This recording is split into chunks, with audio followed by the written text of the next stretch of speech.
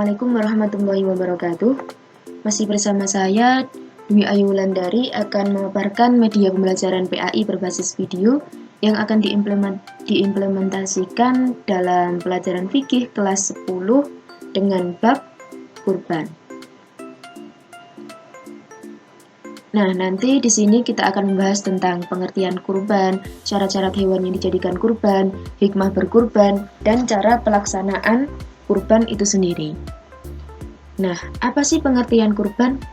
Kata kurban sendiri, menurut etimologi, berasal dari bahasa Arab qariba yaqrabu kurban wa kurbanan wa qirbanan, yang artinya dekat.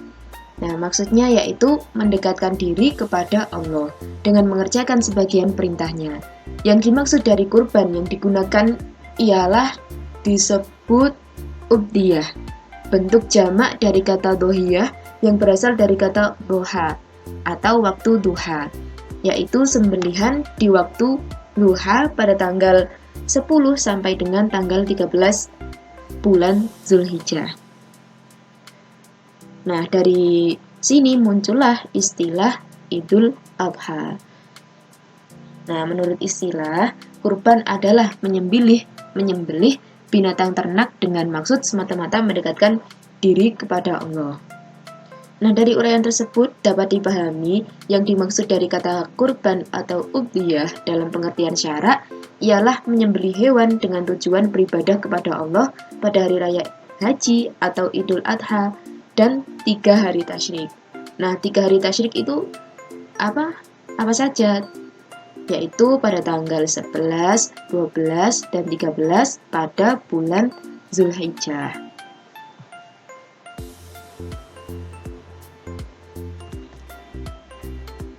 Nah, selanjutnya yaitu syarat-syarat hewan kurban.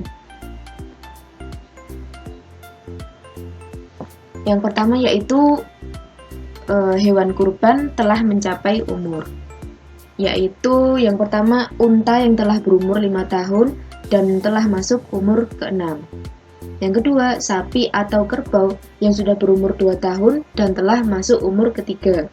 Yang ketiga, kambing yang sudah berumur 2 tahun dan telah masuk umur ke-3. Yang keempat, domba atau biri-biri yang sudah berumur 1 tahun atau telah lepas giginya sesudah umurnya 6 bulan. Nah, Rasulullah SAW pernah bersabda, yang artinya, janganlah kamu semua menyembelih binatang kurban kecuali yang sudah sampai umur. Akan tetapi bila sukar bagi kalian, maka bolehlah menyembelih kambing atau binatang kurban yang masih muda.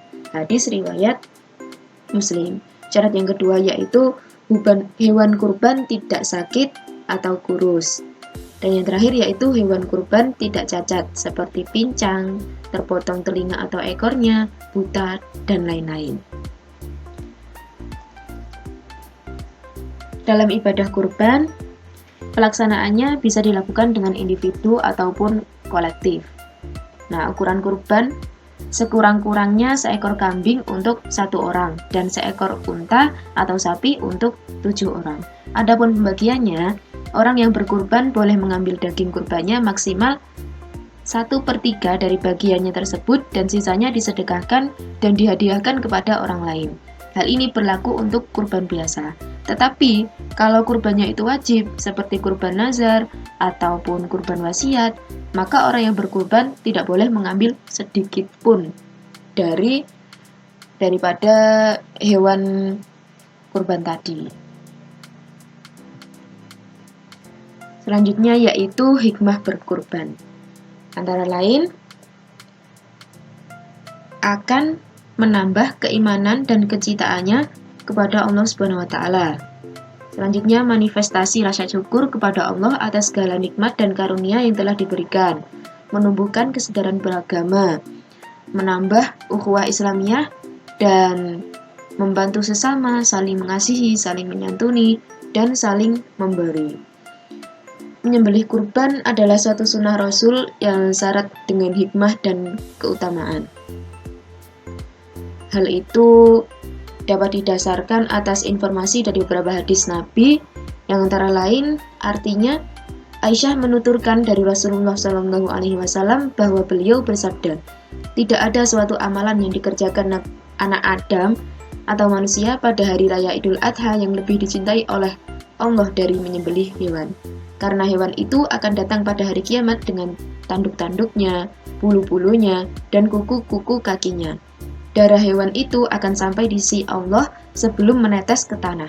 Karenanya, lapangkanlah jiwamu untuk melakukannya. Hadis Hasan, riwayat At-Tirmidzi dan Ibnu Majah. Nah, menurut Zain al-Arab, ibadah yang paling utama pada hari raya Idul Adha adalah menyembelih hewan untuk kurban karena Allah. Jadi, jangan berniat kurban biar dipandang orang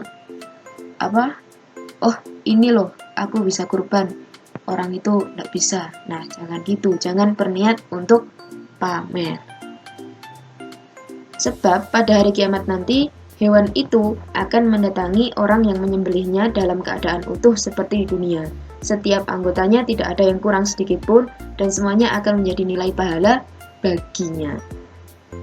Kemudian, hewan itu digambarkan secara metaforis akan menjadi kendaraannya untuk berjalan melewati sirat. Demikian, ini merupakan balasan dari bukti keridhaan Allah kepada orang yang melakukan ibadah kurban tersebut.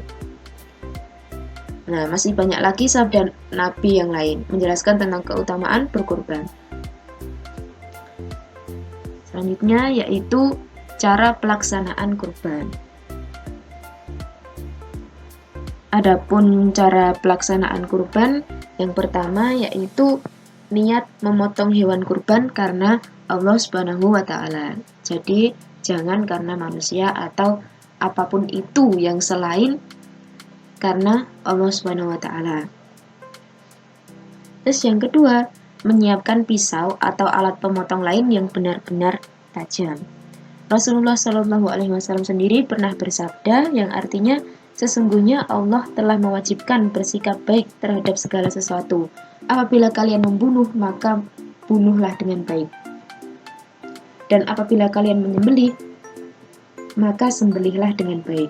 Dan hendaknya salah seorang dari kalian menajamkan pisaunya dan memberikan kenyamanan kepada hewan sembelihnya. Hadis riwayat Muslim, Abu Dawud, Tirmidzi, Nasai, Ibnu Majah, dan Ahmad. Jadi, kalian jangan menyembelih hewan pakai pisau yang sudah berkarat. Nah, nanti itu tambah memperlambat cara menyembelihnya hewan tersebut. Nanti hewan tersebut malah kesakitan. Nah, itu tidak baik. Pakai pisau yang benar-benar tajam. Yang ketiga yaitu mengikat dengan kuat dan disunahkan menghadapkan hewan kurban ke arah kiblat. Yang keempat, disunahkan membaca basmalah, sholawat atas Nabi SAW, dan membaca takbir pada waktu akan menyembelih. Jadi membaca Bismillahirrahmanirrahim, Allahumma sholli ala Sayyidina Muhammad wa ala ali Sayyidina Muhammad, Allahu Akbar. Nah, itu dihadapkan, hewan kurbannya dihadapkan ke kiblat.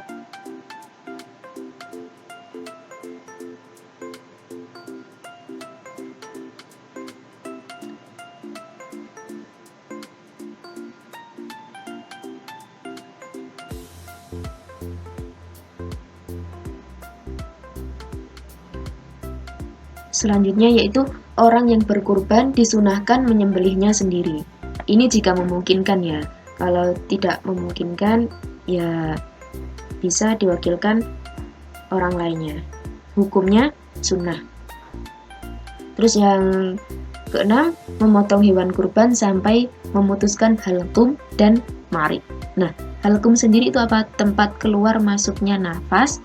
Nah, marik tempat laluan makanan dan minuman. Selanjutnya, binatang yang berleher pendek dipotong pada bagian lehernya, sedangkan binatang yang berleher panjang dipotong pada bagian terdekat dengan tubuh. Nah, binatang yang berleher pendek ini apa saja? Seperti sapi, kambing. Nah, itu dipotong bagian tengah. Terus kalau binatang yang berleher panjang, itu misalnya seperti unta, itu dipotongnya di bagian terdekat dengan tubuh, jadi agak ke bawah gitu. Lalu yang terakhir yaitu setelah binatang tersebut disembelih dan diketahui jelas kematiannya, selanjutnya binatang tersebut dibersihkan. Demikian yang dapat saya paparkan. Apabila ada kurang lebihnya mengenai materi kurban ini, saya memohon maaf yang sebesar-besarnya. Apabila ada kritik dan saran, bisa saya tampung. Demikian dari saya. Wallahul muwaffiq ila aqwamit thoriq. Wassalamualaikum warahmatullahi wabarakatuh.